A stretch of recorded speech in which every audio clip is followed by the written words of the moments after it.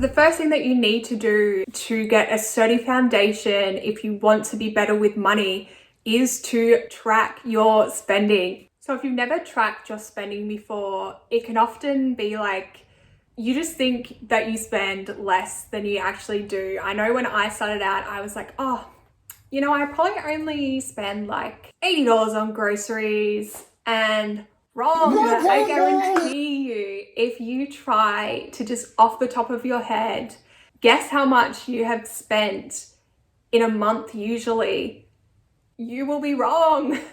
So to work out how much you spend in a month and on what, there's two main ways to do it. You can either go ahead and track your spending into the next month, 2 months, 3 months. You can do this on whatever works for you. It just needs to be intuitive to you, whether that's on paper, whether some Excel thing, or whether it's on an app. That's what I did just because it was easy. You've just got to find one that works best for you. Or you can go back on your bank statements for the past month, 2 months, 3 months, and work out how much you spent on what. The objective of tracking your spending like this is to work out what your income and what your expenses are. So when you're seeing what your income and expenses are, you then need to categorize expenses into the categories of needs and wants. And within those two main categories, you need to make further categories that make sense to you. Just to keep in mind, everybody's needs and wants and financial circumstances are going to look different. So for example, whether you have a family to cater for or just yourself, budgets are very much specific to each individual. For my needs and wants, in my needs category, I had rent, bills, transport, groceries / toiletries, and my gym membership. For wants, I had going out, so dinner, drinks, clubs, concerts.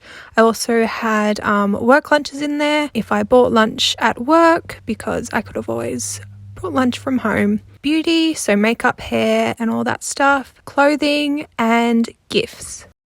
I thought for a bit of context, I would show you my financial situation at the time and one of my tracked months that I started off with. In the blue up the top, you'll see my income, and the red my expenses, and in the middle there is the balance. So that's just the difference between my income and my expenses for the month. So with my income, as you can see, I had 3 different jobs that I was working at the time, and it just shows me how much each job brought in and the percentage of my overall income.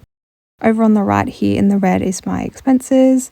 And if we have a look at that, you can see that I categorized them into the categories that I just mentioned to you. So you can see how much you spent on what and what percentage of your overall income that was. And if you click on a category, it breaks it down and shows you your purchases for that category. So having your expenses tracked in categories like this, where you can see the amount that you spent on each category, is going to be really helpful for next step. Now that you've worked out the difference between how much you spend and how much you earn, you can now work out how much you want to save, if there's room for you to save more, and if so, how much do you want to save? Now that you've been tracking your spending, this allows you to be realistic and informed when you set up your budget. So, how does your income versus expenses stack up when you've looked at your spending? Obviously, you want your discretionary costs to be less than your fixed costs, and if there's anything you feel that you need to cut back on in order to save more than you're currently spending, go ahead and factor that in when creating your budget. I'm going to go into my tips and tricks on how to spend smartly and less in order to save money in a future video coming soon, so subscribe if you want to learn about that. To create your overall budget, you're now going to create a mini budget figure for each expense category you have. You're going to do this by averaging out your expenses for each category over the months you've tracked to inform the budget amount for the separate categories, keeping in mind any decreases in spending you want to try to incorporate. Also, if you have a varying income, you can also average out your income. To give you an example of what this looks like, for my first tracked month, I spent $70 on transport. In the second month, I spent $50, and in the third, I spent $73. So I didn't average it out by, dividing it by 3 and getting an exact amount. I just did it by eye and kind of using your initiative. And so I put my budget for transport as $70 because it's best not to lowball these kind of things. And similarly for my groceries, I spent a little over $122 in the first track month, the same in the second, and around $134 in the third month. And so it kind of looked like I could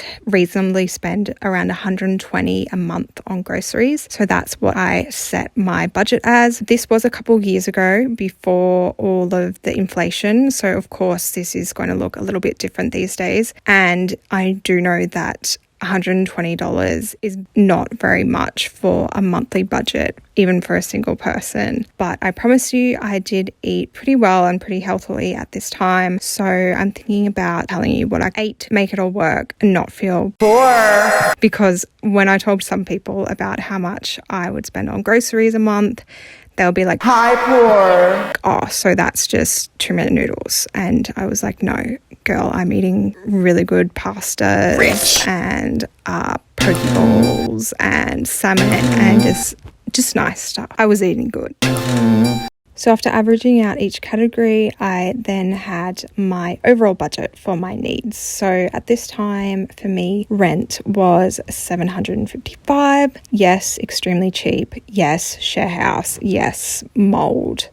Disgusting. My internet was $15, so that was shared. My phone plan was $30. Gym was $96. Groceries and toiletries, as I just discussed, I set that as $120 per month.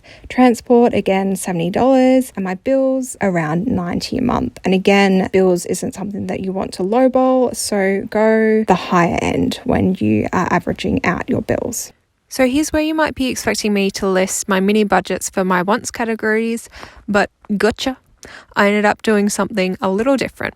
Having your wants categorized gives you an idea of an amount to stick to so you can keep track of it throughout the month. And for some people, having categorized mini budgets for wants is what works for them, particularly for categories you can easily blow your budget on, like entertainment, where I try to stick to spending less than $200 a month, for example. But for things like beauty and clothing, for my lifestyle, I didn't need or want to buy new things every month. And I didn't want to put an idea in my head that I had a certain amount of money sitting around waiting for this that I had to spend. And for gifts, some months there's no birthdays or reasons to buy presents, so it didn't make sense for me to allocate a certain amount of money for that. But it may make sense for you.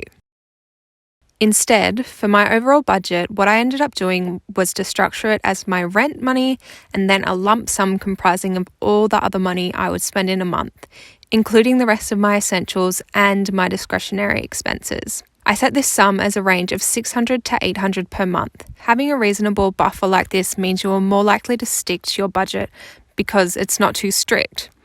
If there's a bit left over in the range towards the end of the month, you can chuck it into savings or spend it.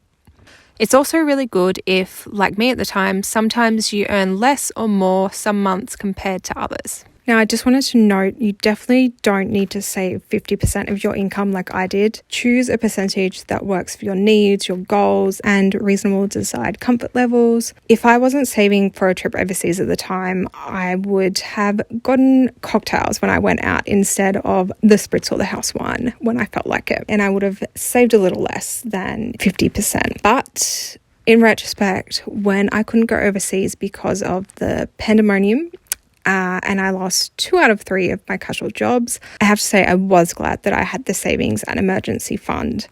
But more on that in my savings video.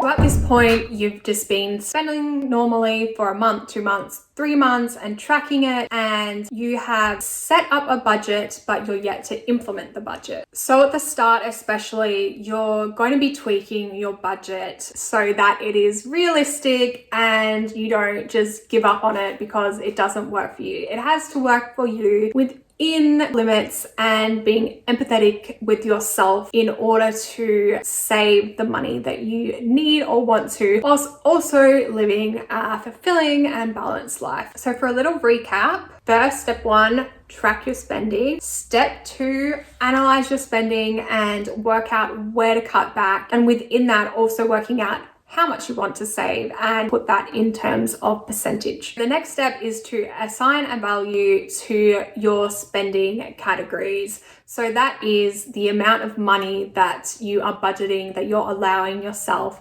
to spend on that certain category each month, whether that be a fixed certain value or for some things a range. So that for months where you have more social events or whatever, more expenses, you have allowed for that within the range. And lastly, tweaking your budget. So this is where my spending tricks will come into play. So that will be my next video in my personal finance series. So make sure to like, comment, and subscribe, hit the notification bell. Please stick around. I will see you next time.